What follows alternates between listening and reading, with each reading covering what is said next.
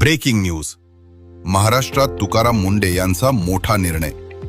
महाराष्ट्र शासनाच्या राजपत्रात प्रसिद्ध झालेल्या या महत्त्वाच्या निर्णयाची माहिती शासन साथी सर्वप्रथम तुमच्यापर्यंत सविस्तरपणे घेऊन येत आहे.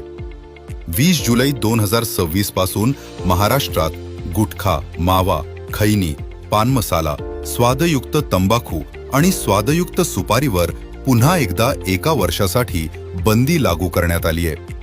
यावेळी नियम आणखी कडक करण्यात आले आहेत. तंबाखू आणि पान मसाला वेगवेगळ्या पाऊसमध्ये विकून ग्राहकांना मिसळी सेवन करण्याची पद्धतही आता बंद करण्यात आली आहे. म्हणजे वेगळे पाऊस विकून गुटखा तयार करण्याची युक्ती आता चालणार नाही. या निर्णयासाठी 30 पेक्षा अधिक वैज्ञानिक संशोधन, WHO, IARC, Tata memorial hospital तसेच सर्वोच्च न्यायालयाच्या निर्णयांचा आधार घेण्यात आलाय.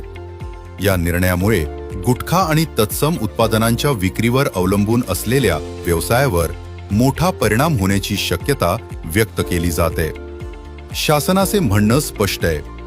सार्वजनिक आरोग्याचे संरक्षण आणि कर्करोगासारख्या गंभीर आजारांपासून नागरिकांना वाचवण्यासाठी हा निर्णय घेण्यात आलाय.